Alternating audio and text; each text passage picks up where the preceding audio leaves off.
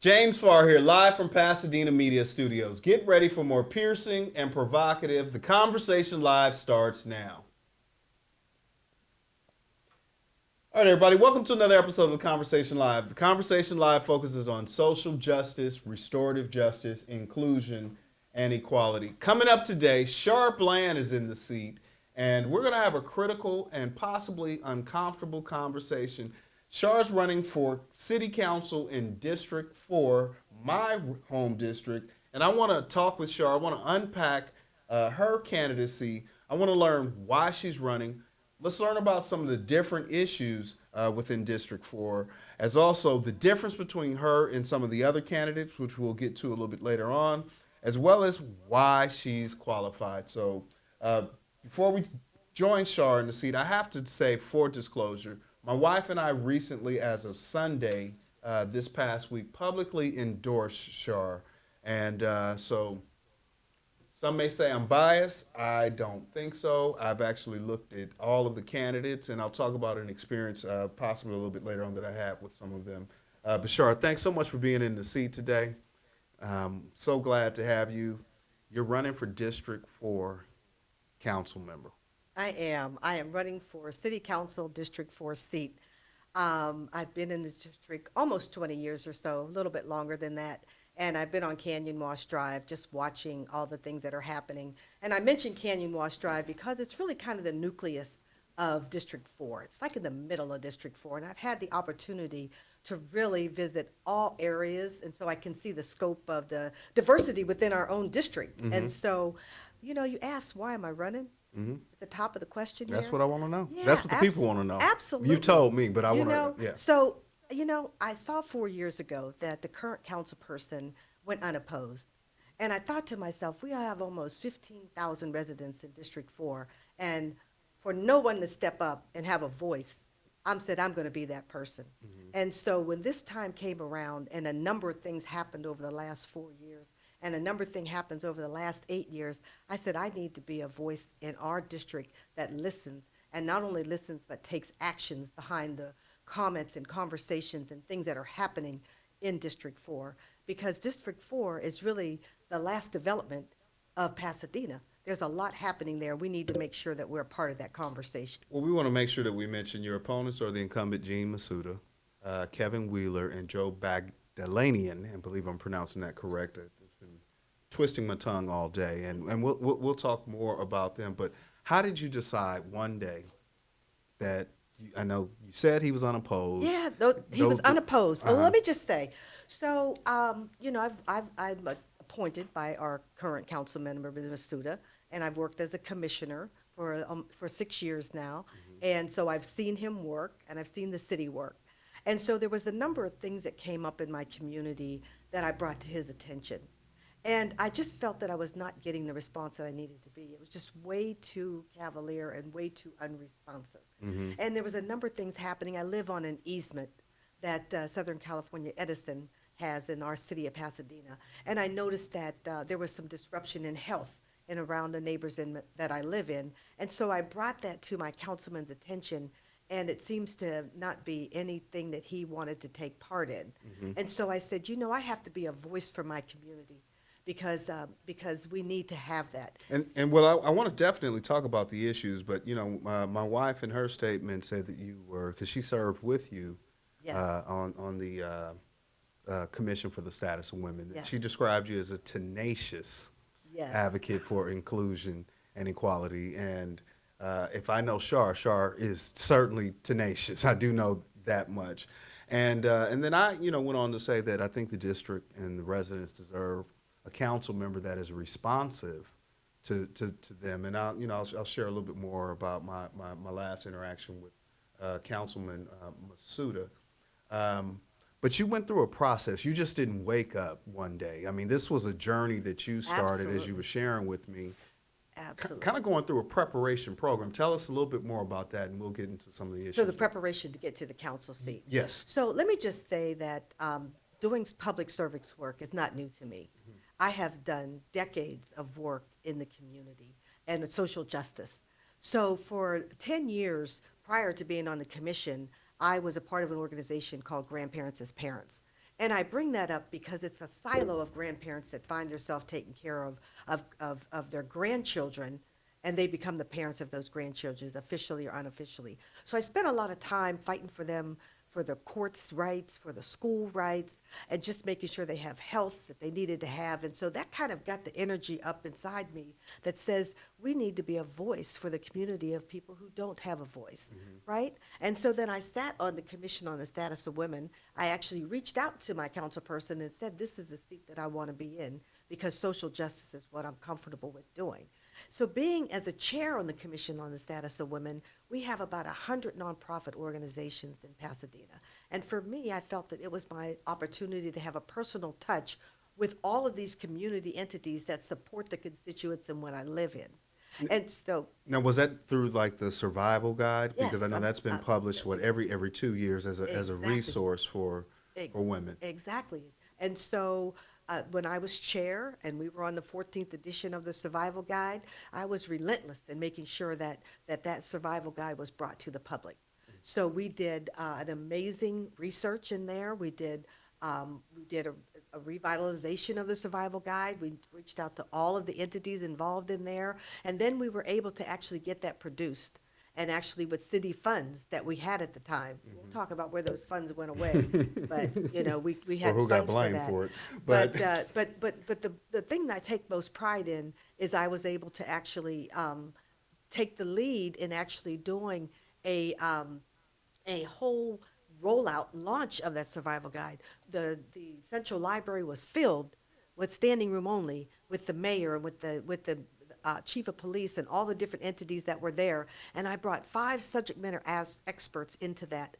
That speaks to what the value is to being a part of that commission, from the human trafficking to domestic violence. We're talking about women's veterans, pay equity, you know, homelessness, women's homelessness. So we were able to bring those issues forward during that process. I mean, when we look at diversity, and you touched on that, and my wife touched on that when I asked her about you, and you know, with this kind of being, you know, this talk of the year of the woman, and we look at the diversity of our current council, 7 men, 1 woman, Councilman McAustin, who is no longer, well, she won't seek reelection, and you know, there's several candidates in that seat, possibly would be replaced by another woman.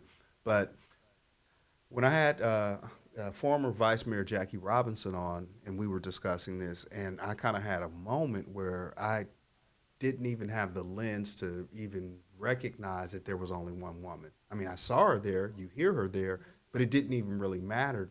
I'm not going to say it didn't matter. I just didn't pay attention to it. So why is it important that we have more women in leadership here with the city? So, you know, that's a critical question that you're asking there, because in this environment today, we can't have all men represent a community that has a majority women in it, number one. Women have a different view and a different lens on subject matters that are critical to the development of this city. And when I think about what you're saying, and I think about 2020 women on boards, there's a reason why that happened a couple of years ago. Women buy more products from more major companies than any other entity.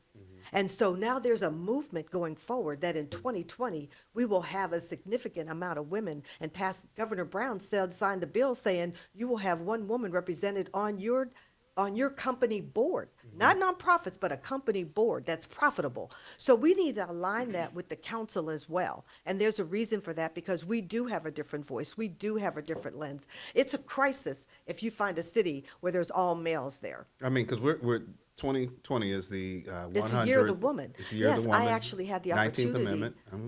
to walk in the parade this year. I was one of those 100 women in those white outfits.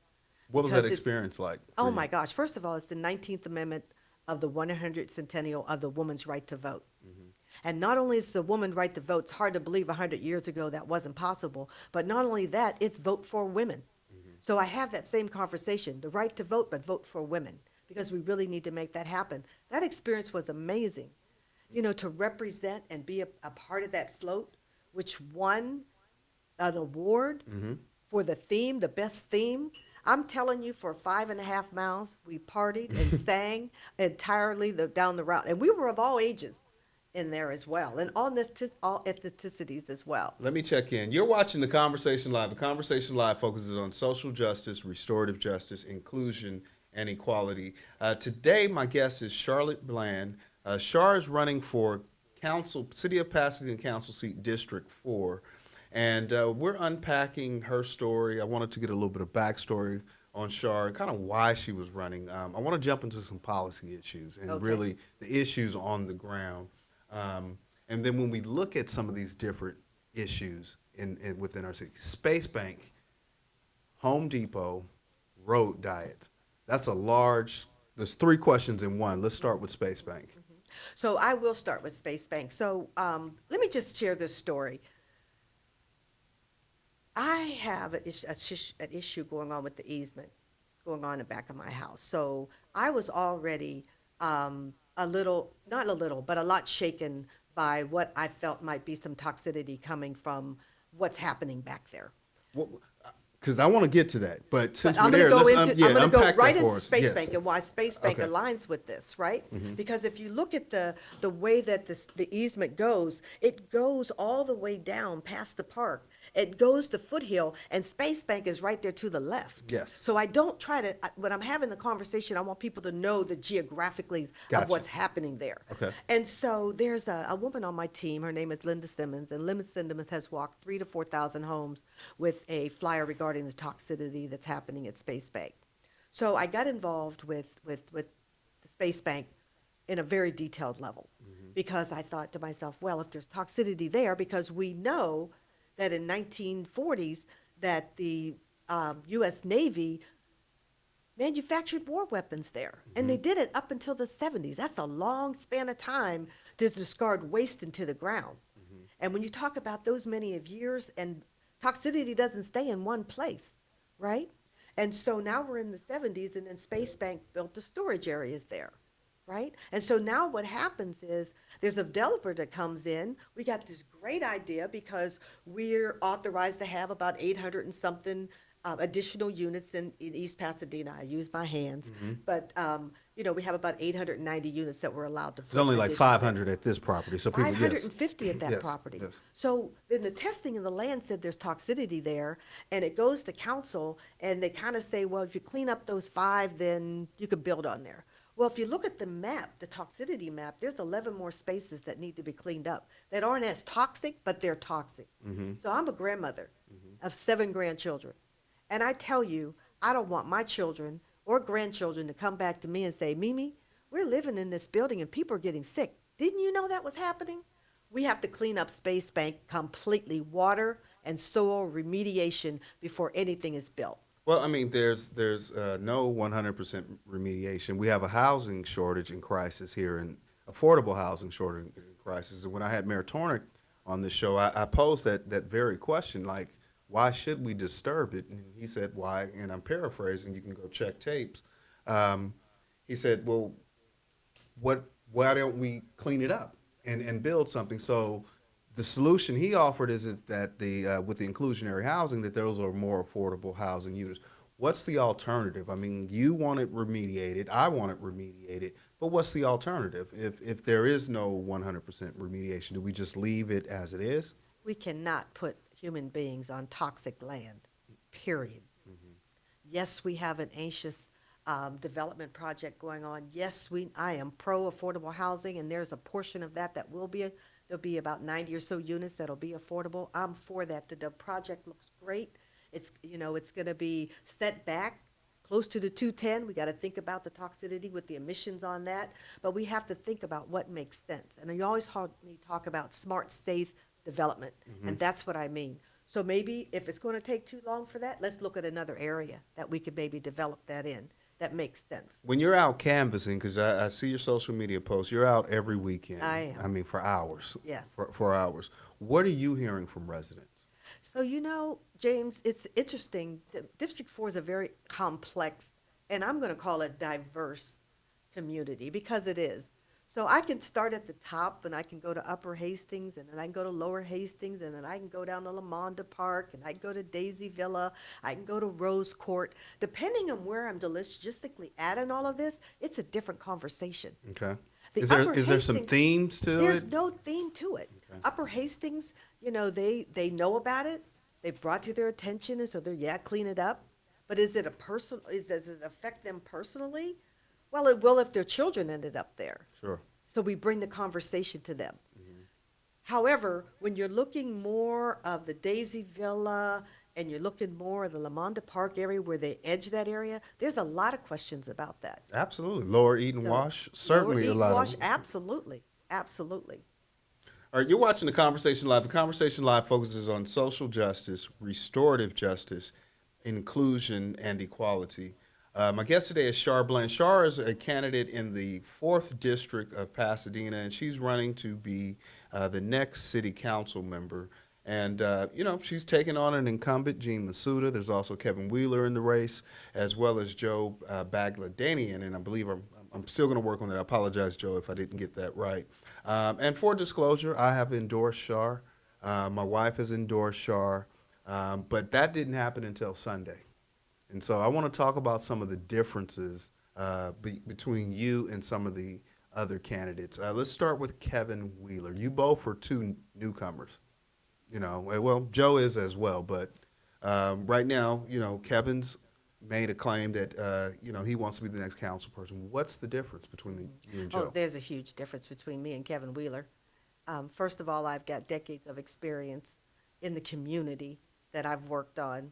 And so I have met Kevin. I like Kevin. I think he's a great guy, but I just think that at this time, I am the council member for this spot. I have the experience of working local government through my professional experience that just supersedes the talent that I see in Kevin Wheeler in terms of his ability to be a council member at this time. Yeah, he's a big proponent for, not rezoning. He'd like to protect, like, not building up and protecting the view of the mountains. Absolutely. And that. And so let's move on to Joe Bagdadalia. And discuss some of the differences between, that's Shar's phone, everybody who's ringing in the Sorry, background. everybody. I'm sorry.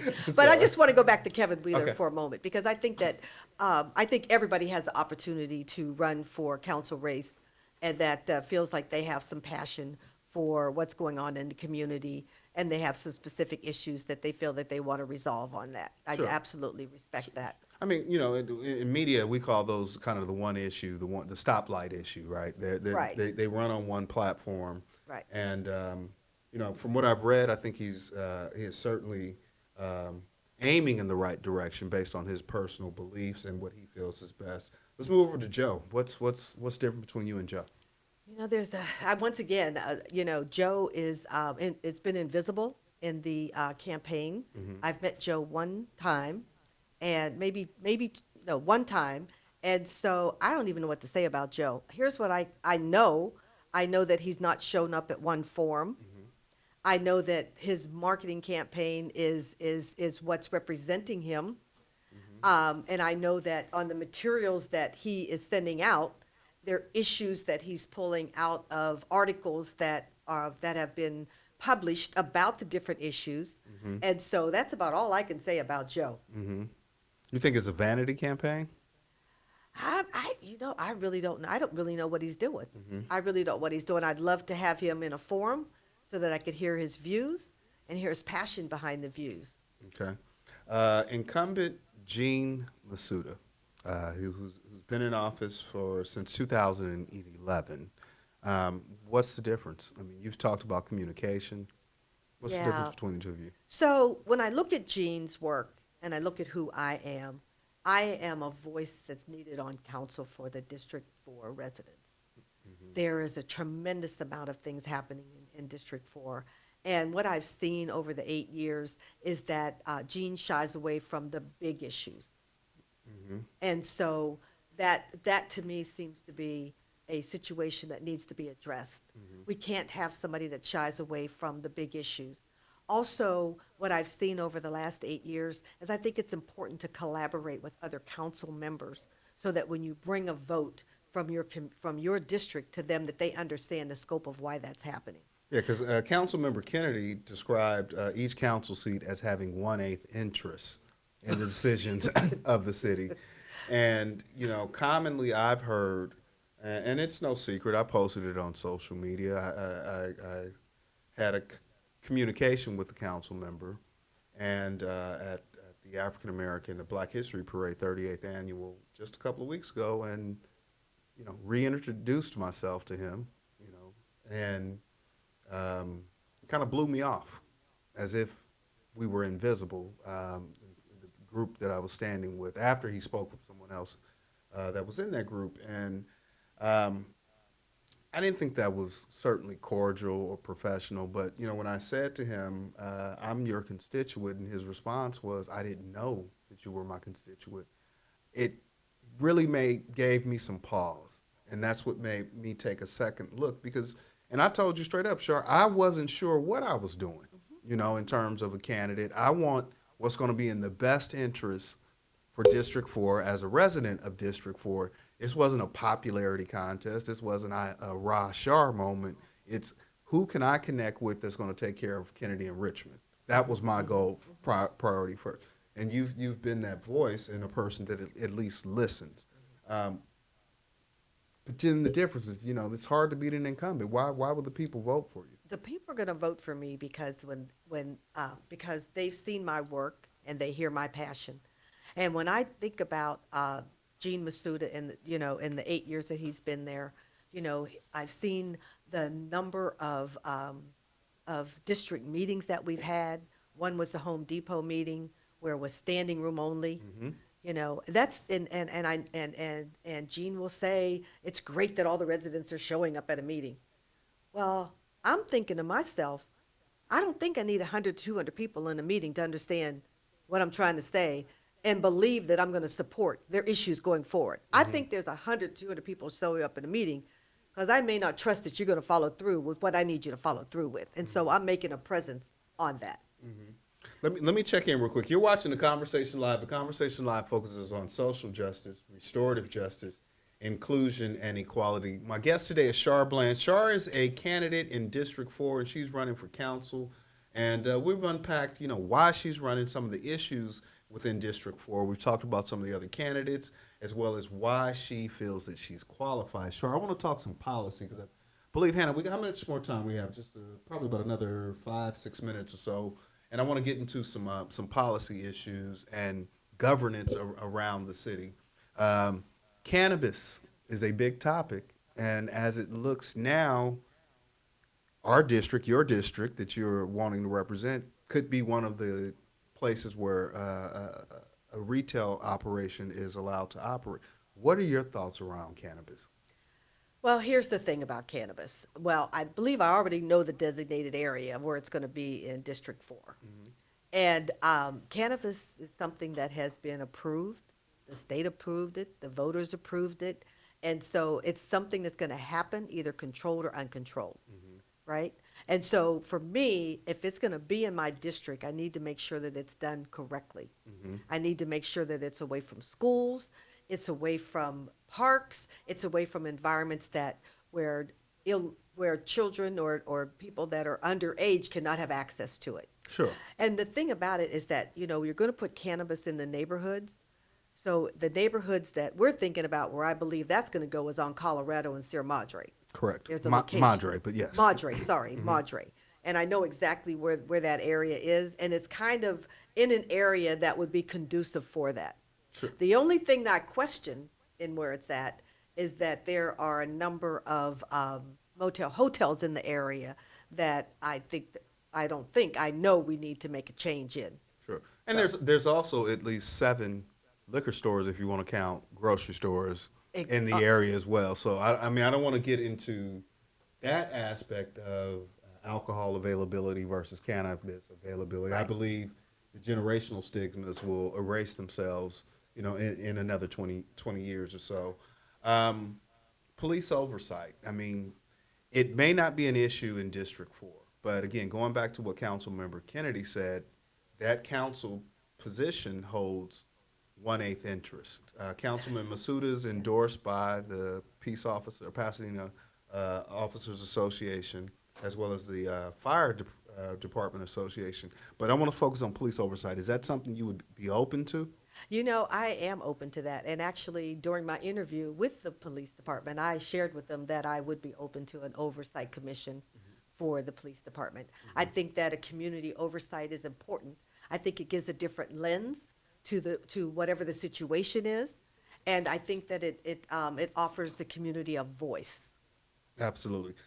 Just about 2 minutes before we get out of here, the hottest thing right now, Monday night, and has been ongoing for the last 2 weeks, is the reassignment or assignment, depends on which language you want to use, Fire Chief Bertrell Washington. You got any insight on that? I mean, Mr. know, Masuda is endorsed by the Fire Association. As a council member, one of my leading things is transparency in the government, in our city government. And there, to me, what I've seen was not transparent. I went through Leadership Pasadena, Chief Bertrell Washington. So I believe that I do know him more than most people would. And the work that he's done, supporting the Commission on the Status of Women, you know, I don't understand what happened, and I want to know what happened because I think transparency has to happen within our city government. So you think the public should have a right, even though there are privacy laws No. at the state level? I think at that level, you have to have transparency Okay. because he's one of our leading city officials, and so with that, we need to know what's going on. And for that to be done in the month of February, Black History Month, just puts a whole nother vision on our city and why they would do that with one of our top African-American officials. Do you think he was afforded due process? It doesn't sound like it to me. Okay. Char Bland has been my guest today. Again, thank you for joining in and watching another episode of The Conversation Live. I'm going to give Char just 15 more seconds to stomp before we get out of here. Perfect. I just want to say one thing that we talked about is my experience. I have spent the last 4 decades working in government accounts. I managed the Los Angeles County account, which encompasses 100 employees and 60 agencies, and that was my day-to-day, working strategically to implement IT solutions and bringing back that information to the CIO levels and to the general manager levels. So with that, I do understand the inner workings of city and a qualified candidate for City of Pasadena's District 4 council seat. All right, folks. Char Bland. Again, until we have another opportunity to talk with you, as always, agape.